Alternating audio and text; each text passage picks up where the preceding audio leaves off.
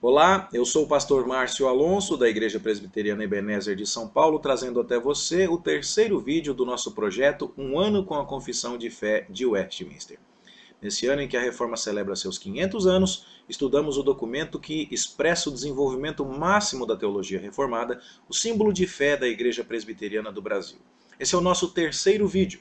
No primeiro vimos a história da produção da Confissão de Fé, no segundo vimos o capítulo 1, que trata da Escritura Sagrada, e hoje estudaremos o capítulo 2, que trata de Deus e da Santíssima Trindade.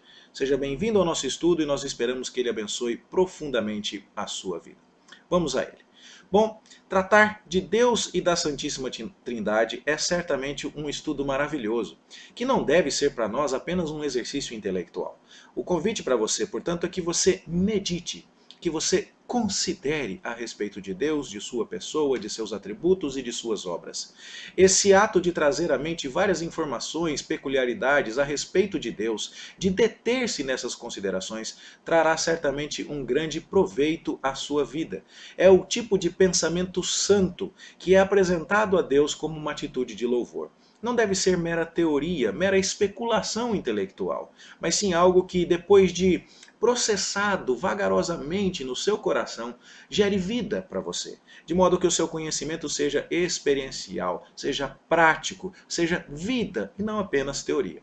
James Packer, no seu livro O Conhecimento de Deus, diz que um pequeno conhecimento de Deus vale bem mais do que um grande conhecimento sobre Deus. Ou seja, nada disso será proveitoso a você no melhor espírito desse proveito, da maneira mais intensa como pode ser aproveitada, se você apenas absorver informações intelectuais. Medite sobre Deus, reflita e coloque a sua vida diante do Senhor nesse pensamento santo no qual você considera a sua pessoa, os seus atributos.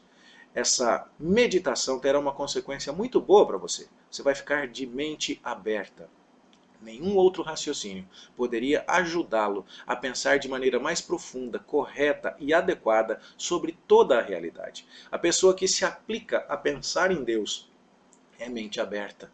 É aquela pessoa que terá o seu intelecto alargado, a sua alma expandida, porque ela investiga cuidadosa e continuamente o tema da divindade. Que proveito maravilhoso nós temos ao fazer esse estudo.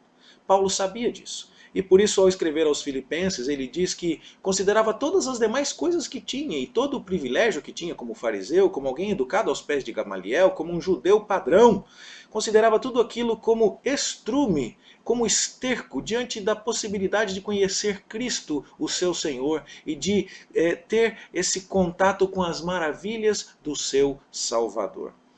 Já pensou como nós poderíamos crescer se televisão, se informações, se entretenimentos, se quaisquer outras atividades fossem consideradas assim por nós, diante da sublimidade do conhecimento de Deus, da meditação que estamos nos dispondo a fazer sobre a pessoa, sobre a obra do nosso Criador? Esse é o desejo que nós expressamos aqui para a nossa e para a sua vida. Que você se aplique no conhecimento da pessoa de Deus e tire grande proveito desta oportunidade. Vamos então ao texto da Confissão de Fé. É uma tarefa muito séria e muito complicada, complexa, definir Deus. Nós só podemos tatear a respeito desta grande missão. E o que sabemos, como já vimos no capítulo 1, vem da revelação de Deus na sua palavra. Os teólogos de Westminster tinham noção disso. E antes de começar a definir Deus, suplicaram a um dos membros da Assembleia que orasse, suplicando, pedindo a ajuda de Deus para essa tarefa tão difícil. E, um pouco desorientados no início, aqueles irmãos acompanharam com interesse a oração daquele delegado, daquele componente da Assembleia de Westminster que orava.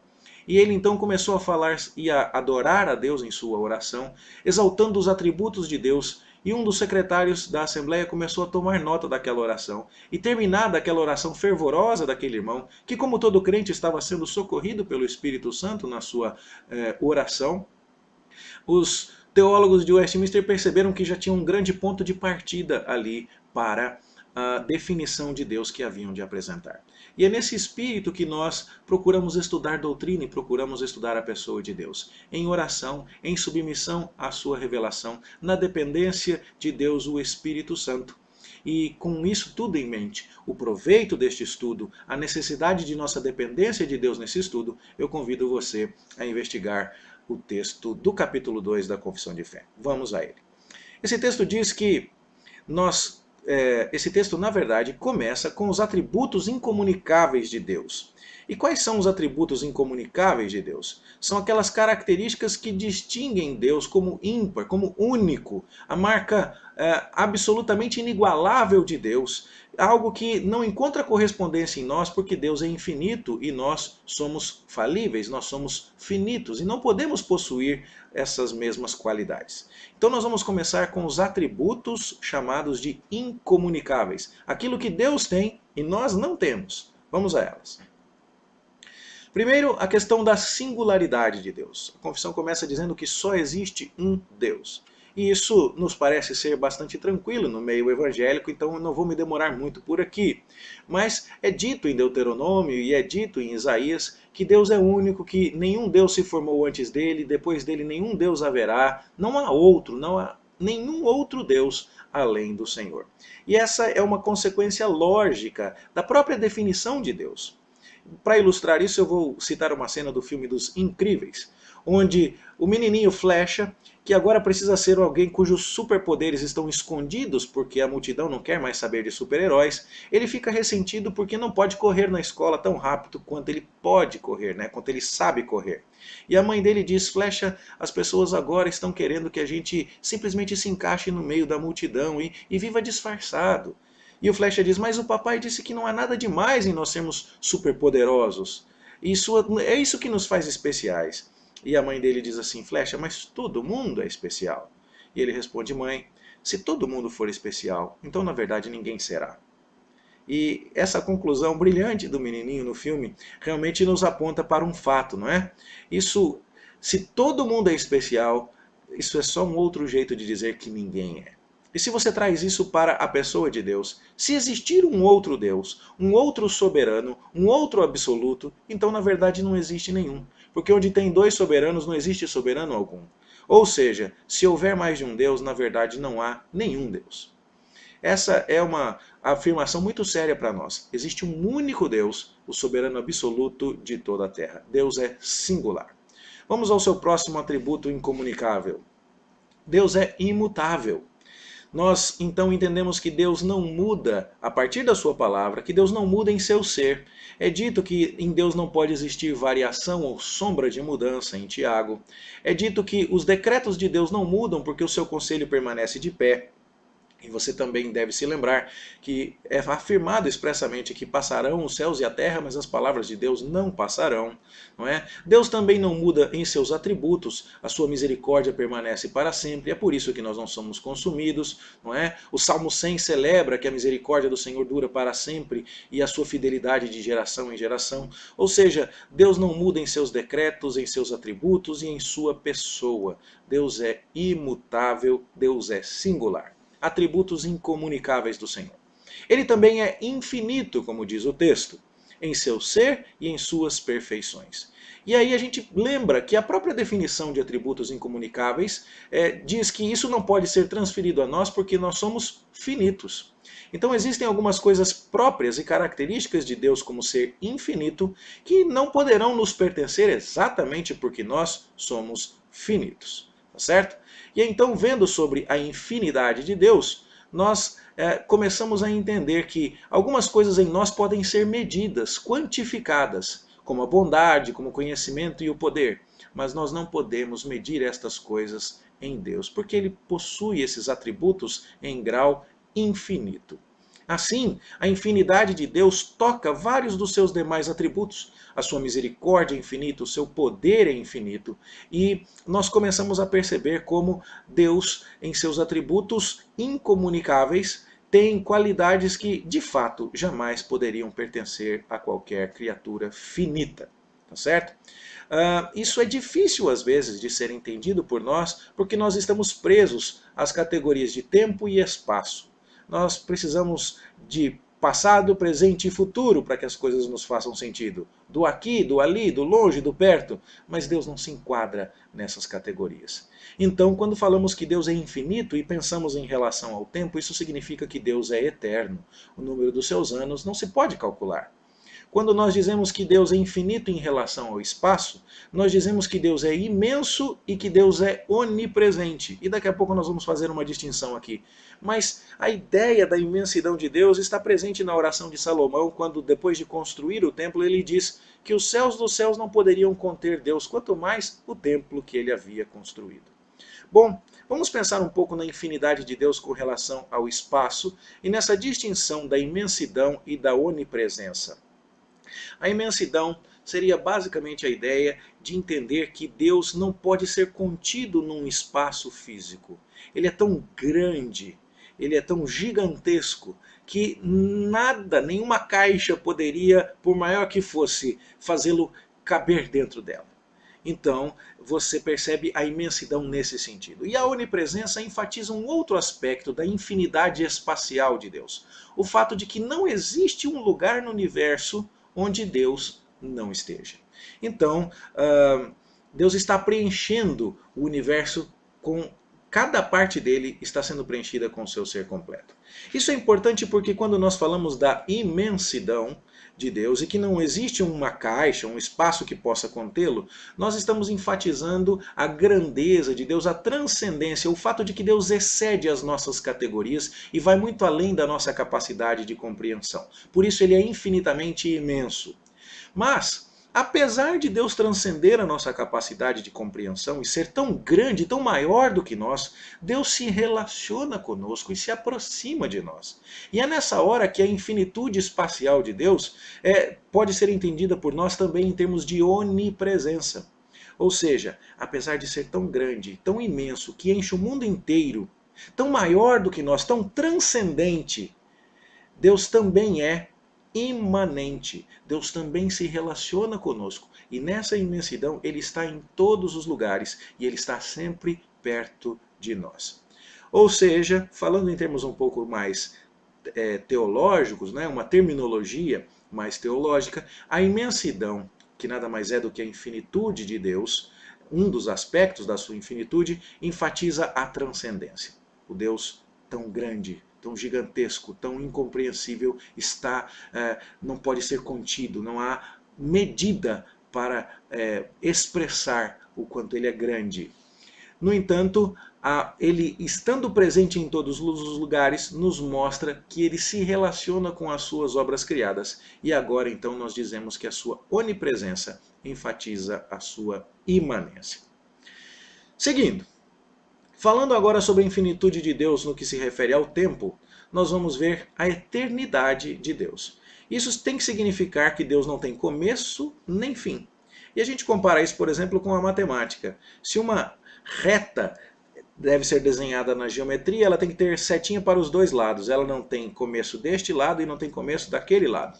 Mas, se houver um ponto de começo, você já não pode chamar aquilo de uma reta, e sim de uma semi-reta. E isso deve nos ajudar a entender Deus em sua eternidade, para o passado e para o futuro. Deus sempre existiu, existe e sempre existirá. Tá certo? Então essa é a ideia. Ele não tem princípio nem fim, não nasceu, não envelhece, não morrerá. Esse é um conceito popular da eternidade. Mas existe um conceito filosófico um pouco mais difícil para a nossa compreensão, mas que com algum esforço nós conseguimos atingir. É o fato de que Deus está presente em todos os tempos, em todos os momentos.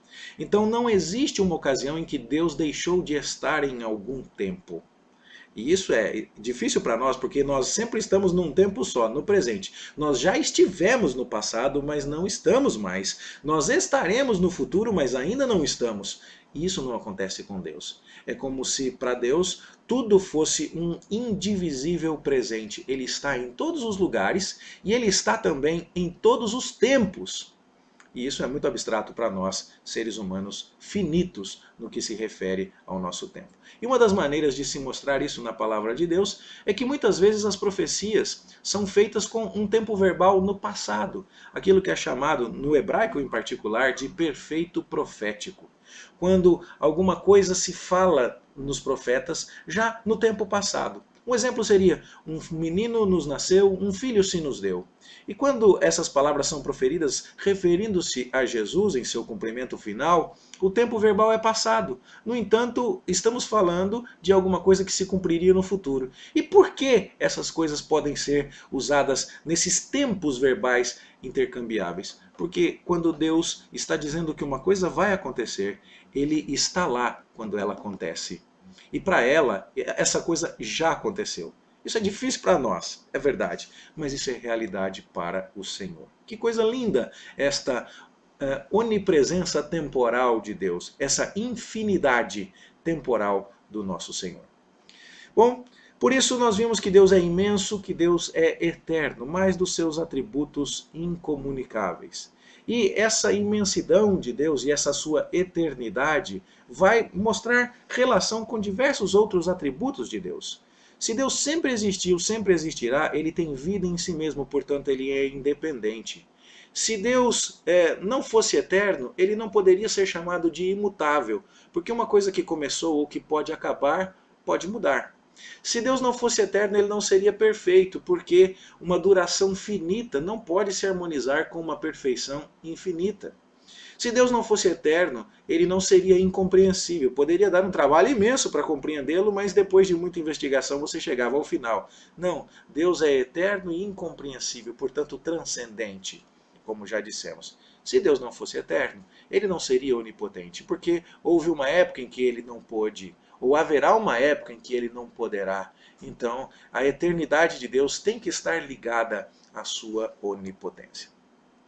Bom, assim, a eternidade de Deus se liga às suas perfeições, à sua incompreensibilidade, à sua onipotência, à sua liberdade, à sua imutabilidade. São muitos dos atributos incomunicáveis de Deus que estão descritos neste parágrafo 1º do capítulo 2 da Confissão de Fé. Deus é completamente livre, também diz o texto. E aqui então nós falaremos um pouco da independência de Deus. Deus é livre na sua existência. Ele se apresentou a Moisés dizendo exatamente isso: eu sou o que sou. Que definição fantástica.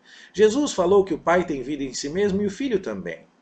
E Paulo, discursando em Atenas, vem a dizer que Deus não necessita de coisa alguma. Todos é que precisam dele, ele não precisa de ninguém. A independência de Deus também se mostra nos seus pensamentos. Ninguém ensinou Deus, ninguém o fez pensar, ninguém deu alguma ideia para ele. Todas as ideias vieram do Senhor. Deus também é independente na formulação dos seus planos.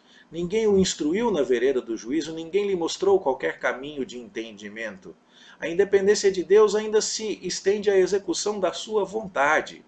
Quando ninguém pode perguntar a Deus o que é que o Senhor está fazendo, ou ninguém pode deter a sua mão. Quando Deus quer algo, ele executa isso independentemente. Também é dito que Deus não precisa das criaturas que trouxe à existência. E isso então está relacionado à sua independência. E veja como nós podemos crescer ao pensar a respeito disso. Nós é que precisamos de Deus, não Deus que precisa de nós. Quando a gente vem à casa de Deus para adorá-lo, nós não estamos fazendo um favor a Deus, nós estamos buscando o favor de Deus. Quando nós servimos ao Senhor, nós não estamos ajudando Deus, nós estamos, na verdade, sendo ajudados por Ele e sendo usados por Ele no propósito dele. Então, pensemos a respeito destas coisas. A completa dedicação da nossa mente ao estudo de tudo isso, como dissemos lá no início, certamente haverá de nos impactar.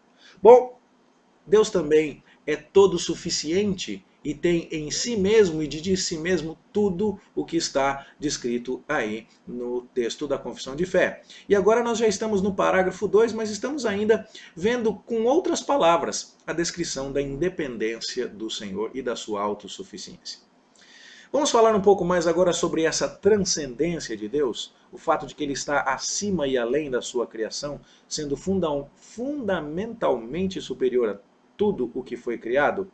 A gente conhece o texto de Isaías, que diz que os pensamentos de Deus não são os nossos, que os caminhos de Deus são mais altos do que os nossos, não é? E então, nós precisamos lembrar dessa transcendência e de todos esses atributos incomunicáveis de Deus, porque o estudo dessas coisas nos fará mais humildes. Nós não somos a medida das coisas, não é? Deus é a medida de tudo, Ele é a fonte final de toda a autoridade. Isso devia nos humilhar, combater o nosso orgulho. Isso devia gerar em nós reverência, especialmente em nossa adoração. Considere o tamanho do seu Deus e o quanto Deus falou de si mesmo e de suas grandezas na Bíblia quando você estiver se preparando para ir adorar ao Senhor. Considere isso antes de chegar atrasado ao culto. Considere isso no momento de você se vestir para adorar a Deus, na preparação que você terá para oferecer a Deus o culto que Ele requer de você. Tudo isso tem que gerar em nós algum impacto, e ao entender a transcendência, a grandeza de Deus, nós esperamos que o seu orgulho seja combatido, que a sua reverência seja aumentada. E que você se torne ainda mais dependente da revelação de Deus, porque nada disso nos poderia ser conhecido não fosse a revelação especial, a palavra do Senhor. Certo? Bom, deixando os atributos incomunicáveis, vamos agora para os atributos comunicáveis de Deus. Nós vamos agora ver que Deus é amoroso, gracioso, misericordioso, longânimo, que quer dizer paciente, bondoso, não é? E nessas qualidades agora nós podemos compartilhar dos atributos de Deus. A Escritura diz que nós amamos porque Ele nos amou primeiro. Que a paz de Deus deve ser o árbitro do nosso coração e que várias das virtudes do Senhor podem ser exibidas por nós. E isso significa que em algumas dessas virtudes de Deus aqui destacadas, nós podemos compartilhar os atributos do Senhor. Falando sobre o amor, sobre a graça, sobre a sua misericórdia, coisas que nós entendemos e que, porque inclusive possuímos em algum grau, não no grau infinito de Deus, nós precisamos lembrar que Deus está distribuindo estas coisas e manifestando nas criaturas que exibem os seus atributos a sua glória. Deus, nas criaturas, através delas, está dando a conhecer os seus atributos e está manifestando a sua glória. Isso significa, portanto, que Deus se relaciona com a sua criação. Isso significa que o Deus transcendente, como já dissemos, é também imanente. Essas duas coisas são muito importantes e devem ser equilibradas, porque se nós acreditássemos que Deus é grandioso, tremendo, espetacular, mas não está nem aí conosco, que Ele fez o mundo de maneira perfeita, deu corda no relógio e foi passear, Deus seria grande, mas não seria um Deus com o qual nós poderíamos nos relacionar. E nós precisamos enfatizar a transcendência, mas também lembrar da imanência de Deus. Deus se relaciona com o mundo criado, especialmente com o homem. E é preciso equilibrar a imanência com a transcendência, porque Deus não é um amiguinho nosso, não é alguém que a gente trata de igual para igual, alguém que a gente convida para sentar e tomar café. Não! Ele se relaciona conosco, imanência, mas Ele é Deus. Transcendência. Então, ele tem atributos incomunicáveis ligados à sua transcendência e também tem atributos comunicáveis compartilhados conosco e com a sua criação, lembrando-nos também da sua imanência. Tá certo? E aí então, quando a gente pensa na relação de Deus com a sua obra criada, nós vemos que em Cristo todas as coisas estão fundamentadas, tudo subsiste, né, como diz Paulo em Colossenses, que Cristo sustenta todas as coisas pela palavra do seu poder, como lemos em Hebreus, e portanto cremos num Deus transcendente e ao mesmo tempo imanente. Se Deus se retirasse do mundo criado, todo o homem voltaria ao pó, como nos diz o texto bíblico em Jó. E é muito tocante a exibição da imanência de Deus, por exemplo, no livro de Gênesis, quando Deus viu a aflição do seu povo, ouviu o clamor dos hebreus, conhecia o sofrimento dos escravos no Egito e desceu para livrá-los. Ou seja, o grandioso Deus transcendente se relaciona com o ser humano criado, porque ele também é imanente. Isso é bem resumido no Salmo 113, porque em apenas 3 versículos você tem a ideia de que Deus está acima de todas as nações, e por isso ele é transcendente, de que não há ninguém semelhante a ele, por isso ele é singular, mas que ele se inclina para ver o que se passa na terra, e portanto ele é imanente. Essas são as características do nosso Deus, do Deus a quem adoramos, e nisso nós convidamos você a meditar e a pensar, como dissemos, para o alargamento da sua mente. Bom, falar dos atributos comunicáveis de Deus, como amor, como graça, como misericórdia, como longanimidade, é muito interessante e mais palatável ao apetite pós-moderno, à mente do homem dos nossos dias. No entanto, dizer que Deus é justíssimo e terrível em seus juízos, que ele odeia o pecado e ele não tratará o culpado como se inocente fosse, é algo que já encontra mais resistência em nossos dias. E muitas vezes até mesmo dentro da igreja, onde muita gente quer adorar a Deus como se ele fosse um velhinho muito bonzinho, de barbas compridas e que estivesse disposto a tirar balinhas do bolso para agradar a todos os gostos. Mas isso não é verdade. E até mesmo com relação aos seus filhos, Deus disciplina o pecado. E nós pensamos a respeito disso quando lemos, por exemplo, o livro Mantendo a Igreja Pura, que trata da disciplina eclesiástica, escrito pelo reverendo Augustus Nicodemos. Quando alguém é censurado na igreja, quando uma pessoa é exortada e corrigida, não é? Chamada a atenção para que corrija os seus caminhos, isso é falta de amor? Quando alguém é censurado por conta do pecado, isso é falta de amor? Bom, nós lemos no texto da confissão, e assim cremos, que Deus é amoroso, mas que ele não trata o culpado como se inocente fosse. Então, os atributos de Deus não se excluem. O amor de Deus não dispensa a sua justiça. E quando a sua justiça é exercida, ela não é exercida sem amor. Nós é que não sabemos equilibrar essas coisas, mas Deus as equilibra de maneira perfeita. E isso não está em contraste, nem em oposição, e nem em conflito dentro da pessoa de Deus. Por exemplo, o texto de Salmo 89 vai dizer que se os filhos de Israel desprezassem a lei de Deus, violassem os seus preceitos, eles seriam punidos com açoites, mas Deus jamais retiraria deles a sua bondade. Ou seja, Deus considera compatível com o amor e com a sua bondade o açoite em função das transgressões. Ele é ao mesmo tempo amoroso e justo. O texto de Hebreus nos ensina que Deus corrige a quem ama, que ele açoita o filho a quem ele recebe, porque ele os corrige como um pai. Então, o amor de Deus, como pai dos seus filhos, não exclui a justiça de Deus para açoitar e disciplinar os seus. Ok? Os atributos de Deus, portanto, não se excluem mutuamente. Todas essas coisas existem em Deus de maneira perfeita. Bom, Jesus falou em Apocalipse que ele disciplina e repreende a quantos ele ama. Isso então deve deixar claro este contraponto entre os atributos de Deus. Nós estamos aqui enfatizando um pouco mais a atitude disciplinadora e a justiça de Deus ao corrigir o crente, não é? E disciplinar aquele que é seu filho, mas nós não devemos esquecer que Deus também manifesta a sua ira, a sua justiça contra os pecadores não arrependidos em suas condenações eternas. E isso também faz parte do ser de Deus. Nós cremos que Deus mostra amor, mas que Deus também mostra justiça. Amor ele mostra naqueles que salva, justiça ele mostra naqueles que condena. E isso não está em conflito na pessoa de Deus. Ele possui todos esses atributos em grau perfeito e sem qualquer espécie de confrontação, de conflito na sua própria pessoa.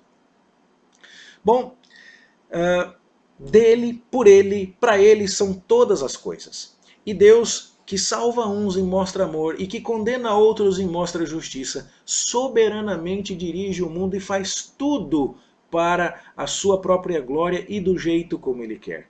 Aqui as coisas começam a ficar um pouco mais difíceis para a mente moderna a respeito de Deus. Deus é o que é, e ele fala sobre si e se apresenta na sua palavra nesses termos. E nós vamos ver no próximo capítulo algumas considerações ainda mais difíceis para o homem moderno, não é, relacionadas a esse tópico. Mas o fato aqui é que Deus é apresentado para nós como supremamente soberano. Tudo é dele. Ele faz o que quer. Deus não precisa de justificativa. E os textos bíblicos a respeito disso são muito claros. Deus está no céu e faz tudo como lhe agrada. Tudo quanto aprove ao Senhor, ele fez. Todos os moradores da terra são para ele nada. E ele opera com o exército dos céus e os moradores da terra segundo a sua vontade. E ninguém pode perguntar o que é que o Senhor está fazendo. não é? Todas as coisas que nos acontecem, a nós que fomos predestinados, aconteceram conforme o conselho da vontade de Deus. E esse é um dos atributos que é mais enfatizado na Confissão de Fé de Westminster e um distintivo da teologia presbiteriana. Nós cremos na soberania de Deus, o transcendente Deus, o Deus que é acima de nossa capacidade de compreensão, mas que também é imanente e se relaciona conosco. Ele é um Deus soberano. Ele equilibra seus atributos de amor, de justiça, ele equilibra perfeitamente todas as suas características, tanto as comunicáveis e as incomunicáveis, e se apresenta para nós sem nos solicitar justificativa ou aceitação. Ele é soberano. Isso é o que significa ser Deus.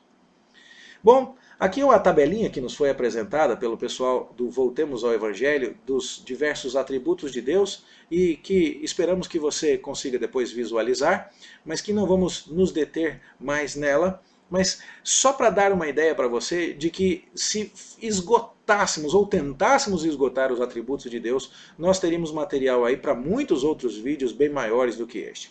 Nós então estamos caminhando para o fim deste debate, dos parágrafos 1 e 2, deste capítulo que trata de Deus e da Trindade, mas só para declarar a você que esse é um estudo fascinante, que existe muito material de excelente qualidade, nós vamos recomendá-lo no final deste vídeo em nossa bibliografia, e estimulamos você a prosseguir além.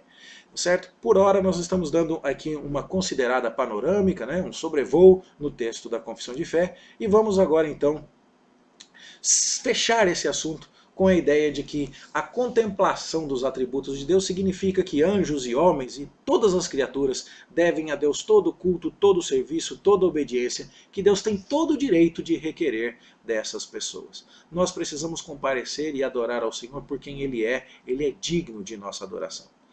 É muito interessante a frase de A.W. Tozer que diz que na maioria dos lugares é difícil conseguir levar alguém a uma reunião da qual a única atração é Deus. Parece que nós andamos precisando dizer para as pessoas, vai para a igreja que hoje vai ter lá a feijoada, vai lá porque hoje vai tocar o grupo tal, vai ter um instrumentista, deixa daquele instrumento que você gosta, vai cantar aquela música, vai ser tal pregador. Nós não precisamos de nada disso. A contemplação, como dissemos desde o início, dos atributos e da pessoa de Deus, a glória de Deus, a sua transcendência deveria ser suficiente para inspirar em nós o santo temor e levar cada um de nós a entender o nosso dever de adorar ao Senhor. Nós muitas vezes nos sabotamos quando fazemos propaganda das coisas da igreja dizendo, vai lá porque vai ter isso, vai ter aquilo, vai ter canjica. Nada contra a canjica, nada contra as programações sociais da igreja. Mas se alguém nos perguntasse quando convidado à igreja, você me convidou para ir para a igreja, o que vai ter lá hoje? E nós respondêssemos, vai ter Deus. A pessoa talvez nos dissesse, por que você está sendo grosso comigo? Não precisa falar assim. E a verdade é que nós, quando estamos dizendo a alguém, vamos à igreja adorar a Deus, nós não temos condição de oferecer um atrativo maior. Pensemos nisso ao estudar a pessoa de Deus e os seus atributos. Bom, Paul Washer, que você deve conhecer, comenta isso dizendo que o domingo de manhã, que é o horário em que os americanos costumam ir à igreja com maior intensidade, é uma das ocasiões onde há maior idolatria lá nos Estados Unidos. Isso porque as pessoas têm comparecido para adorar um Deus diferente do Deus revelado na Bíblia. Elas inventaram para si mesmas um Deus que parece muito mais com o Papai Noel do que com o todo-poderoso Eu Sou. E aí está o grande perigo de correr atrás de Deus nos termos que você acha que Deus é, e não nos termos que Deus disse ser na sua palavra. Ele tem também um livro chamado 10 acusações contra a igreja moderna, onde ele fala da ignorância que existe a respeito de Deus. E que se ele de fato pregasse numa igreja, quando convidado, a respeito dos atributos de Deus e tratasse da soberania de Deus, da justiça de Deus, da ira de Deus, da supremacia de Deus, da glória de Deus, era bem provável que muita gente se levantasse e dissesse, eu vou embora dessa igreja porque esse aí que você está falando não é o Deus que eu adoro. E aqui então está a grande importância desse estudo. Deus é quem é e quem disse ser na sua palavra. E a nossa opinião a respeito de Deus, se não for moldada pela palavra, como vimos no estudo do capítulo 1, ela na verdade está fabricando para nós um Deus diferente. E isso é idolatria. Pensemos muito seriamente a respeito disso. Se você quiser ajuda adicional, vale a pena lembrar que o Catecismo Maior e o Breve Catecismo de Westminster, documentos que também foram produzidos na Assembleia de Westminster, nos dão muitas referências que podem ajudar você no seu estudo. Há mais atributos aqui mencionados na pergunta 7 do Catecismo e outras referências bíblicas que você pode considerar e nós transcrevemos aqui para ajudar você nesse estudo. Seguimos agora para o terceiro e último parágrafo da Confissão de Fé de Westminster, em seu capítulo 2, que vai tratar da Trindade. E vai dizer que na unidade da divindade há três pessoas, o Pai, o Filho e o Espírito Santo. Essa doutrina é um grande mistério. E aqui nós precisamos nos lembrar da infinitude de Deus e da transcendência de Deus e da nossa finitude e limitação. Então, nós com humildade nos aproximamos da Bíblia para crer o que ela diz, mesmo que nossa mente não seja capaz de entender isso perfeitamente. Não estamos esperando entender, como finitos que somos, o Deus infinito. Mas quando lemos a Escritura, podemos ver com clareza algumas coisas. Que Deus é único em essência e triplo em personalidade. O que isso significa? Que Deus de fato se apresenta para nós como três pessoas. Pai, Filho e Espírito Santo são pessoas distintas, mas Deus se apresenta para nós como um único Deus, como nós já vimos ao tratar da sua singularidade. Então, a Bíblia nos apresenta, e nós vamos mostrar daqui a pouco algumas evidências disso, de que cada uma das pessoas da Trindade é totalmente Deus. O Pai é Deus, o Filho é Deus, o Espírito é Deus. Eles são três pessoas diferentes, mas apenas uma essência. Então não há contradição em se dizer que Deus é três e que Deus é um, porque nós não estamos dizendo que Deus seja três e um no mesmo sentido. Quando nós, por exemplo, dizemos assim, nunca houve tempos tão bons e tempos tão ruins, nós poderíamos estar dizendo isso com verdade, se nos referíssemos, por exemplo, a que nunca houve tempos tão bons no que se refere à presença das pessoas na reunião de oração, porque nunca houve tempos tão ruins no que se refere ao desemprego e à doença. Então nós estamos de fato falando uma verdade. Os tempos são bons e são ruins. Por quê? Bons, porque as pessoas estão se voltando mais para Deus. Por que ruins? Porque a realidade está difícil.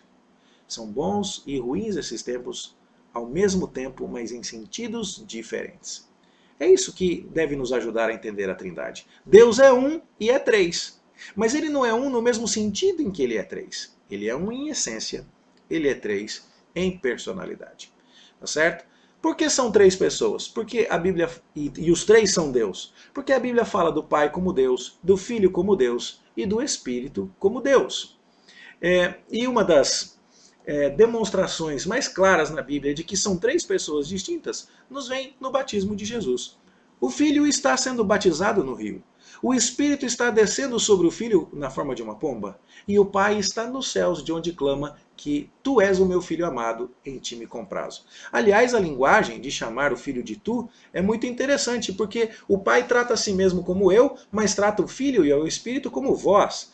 Refere-se a eles como outras pessoas. Da mesma forma, o Filho trata a si mesmo como eu, mas ao Pai e ao Espírito como vós. Ele se dirige ao Pai falando, tu me enviaste. Então são pessoas distintas, apesar de serem um único Deus em essência.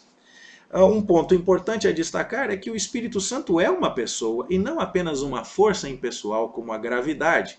E isso é mostrado porque na Escritura vemos que ele fala, que ele raciocina, que ele pensa, que ele compreende, que ele deseja, que ele sente, que ele oferece comunhão pessoal. E tudo isso então define o Espírito Santo como uma pessoa. Seria algo muito estranho se eu dissesse assim, você pode por favor assinar esse documento em meu nome, no nome da minha esposa e no nome da lei da gravidade?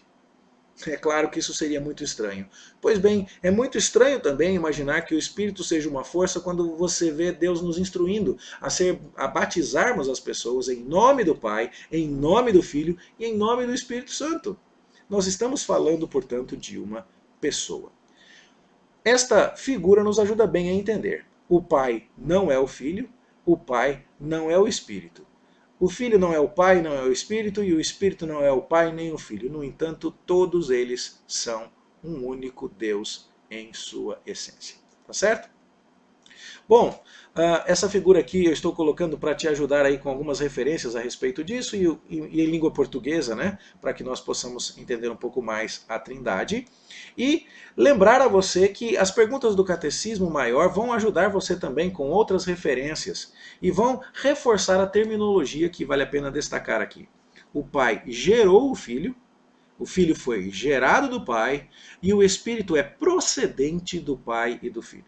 E de agora para frente nós vamos perceber que a terminologia da confissão de fé é sempre bastante cuidadosa, tá certo? E ela reflete o ensino da Bíblia e a terminologia bíblica.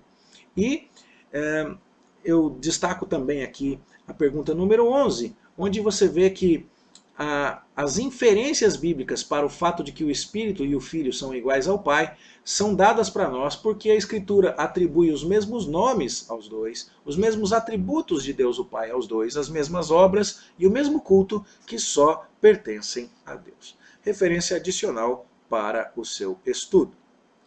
O estudo da doutrina da Trindade tem várias aplicações práticas. Deus o Pai, Deus o Filho e Deus o Espírito Santo vivem em comunhão, eles se entendem. Desde Gênesis 1, quando diziam, façamos o homem à nossa imagem, conforme a nossa semelhança, não havia indicação ali naquele texto ainda da Trindade, mas já havia indicação da pluralidade da divindade e de uma pluralidade harmônica. Ou seja, Deus estava em acordo consigo mesmo no momento da criação. A gente vai saber depois que o Espírito, né, que pairava sobre a face das águas, a gente já sabe isso por ali, está participando, e a gente vai saber depois que o Filho, o Verbo, estava desde o princípio com Deus e tudo foi feito por meio dele, e sem ele nada do que foi feito se fez. A gente percebe isso, não no texto de Gênesis, onde nós só conseguimos notar a princípio que Deus está em acordo consigo mesmo dentro de sua pluralidade. Façamos o homem à nossa imagem conforme a nossa semelhança. Ou seja, nós devemos imitar o nosso Deus perfeito em nossa comunhão. A doutrina da Trindade nos leva a um apreço e a uma busca por harmonia e por comunhão com os nossos irmãos de fé. Ela também nos leva ao serviço. Se você se lembrar, Deus o Pai elegeu os seus, e Deus o Filho veio morrer por aqueles que Deus o Pai escolheu. E Deus o Espírito Santo veio regenerar aqueles que foram escolhidos pelo Pai e redimidos pelo Filho. Esse é o texto de Efésios capítulo 1. Ou seja, a Trindade também trabalha em harmonia. E nós deveríamos imitá-la nisso também. Além disso, você vê que o Filho, na sua oração sacerdotal, diz, Pai, eu te glorifiquei na terra. Agora glorifica o teu Filho. E Deus diz que vai glorificar o Filho colocando todos os inimigos por estrada dos seus pés. E nós vemos que Deus, o Espírito Santo, trabalha os corações para que eles se curvem a Deus o Filho e a Deus o Pai. Ou seja, a Trindade também está preocupada. Cada uma das pessoas da Trindade procura a honra e o benefício e os interesses das outras pessoas. Tudo isso é padrão para nós e devemos considerar nesses aspectos muito atentamente para a nossa vida cristã. É fato que as chamadas testemunhas de Jeová não acreditam na doutrina da Trindade, não acreditam na divindade de Jesus e não acreditam na pessoalidade do Espírito Santo. E dentre as diversas distinções que faremos entre nossa fé e a fé de outros grupos religiosos, aqui está uma importante observação a fazer. A maior parte dos grupos cristãos sustenta essa doutrina da Trindade, apesar de misteriosa. E isso é importante lembrar porque nós vamos ver muitas outras coisas difíceis de entender de agora em diante. Mas o ponto sempre será para nós se elas são atestadas pela Escritura. Por isso o capítulo 1 foi exatamente sobre a Escritura Sagrada. E nós convidamos você, portanto, a se perguntar o tempo inteiro se o que está sendo dito na confissão e o que estamos explicando aqui está firmado na Bíblia. E se for, nós estamos já incentivando você a fazer com esse assunto, por mais difícil que seja, o mesmo que estamos fazendo com a doutrina da Trindade. Existe algum mistério aí. Minha mente finita não consegue compreender tudo, mas eu me submeterei ao que Deus revelou. Fazer isso com a Trindade é um pouco mais fácil, porque o estudo da doutrina da Trindade não nos afeta tanto, não nos humilha tanto, quanto o estudo que faremos na semana que vem, se Deus nos permitir, dos eternos decretos de Deus. Então fica aí a dica, né? Como dizem os o pessoal de hoje em dia. Fica a dica para você. Submeta-se à revelação, ainda que a sua mente finita não seja capaz de compreender tudo. Estude e que Deus abençoe o seu progresso no conhecimento das verdades dele. Quero deixar para você uma bibliografia do estudo desse assunto. O livro O Ser de Deus, editora Cultura Cristã, reverendo Heber Carlos de Campos, trata dos atributos de Deus com muitas aplicações práticas, com muitas dicas, não é? De pecados a evitar, de benefícios do estudo da doutrina. É um livro muito prático e muito profundo, bastante extenso e procura esgotar os atributos revelados de Deus na Escritura. O livro O Ser de Deus, né? O Conhecimento de Deus, melhor dizendo, de James Packer, também é um clássico e vale a pena você ler, uma leitura muitíssimo agradável e bastante profunda também. O livro Os Atributos de Deus, de A.W. Pink, é mais sucinto. Se você quiser alguma coisa mais resumida, nós o recomendamos. Aqui tem a capa de 2 edições diferentes, mas é a mesma obra, tá certo? O livro Deus é Soberano, de A.W. Pink, vai falar bastante da soberania de Deus, um dos atributos mais enfatizados pelos teólogos de Westminster e mais distinguidos na teologia presbiteriana. Tá certo? A ênfase na soberania de Deus vai ser muito forte, você vai perceber isso no estudo dos próximos capítulos. O livro O que é a Trindade, do presbiteriano Sproul, tá certo? Publicado pela editora Fiel, também pode ajudar você com luz adicional sobre esse assunto. É o que tínhamos para hoje. E aí, com o nosso estudo encerrado, nós nos despedimos de você, rogando sobre a sua vida a graça e a paz do Senhor Jesus Cristo e lembrando da bênção trinitária. Que a graça de nosso Senhor Jesus Cristo, que o amor de Deus, o Pai, e que a comunhão de Deus, o Espírito Santo, sejam sobre a sua vida.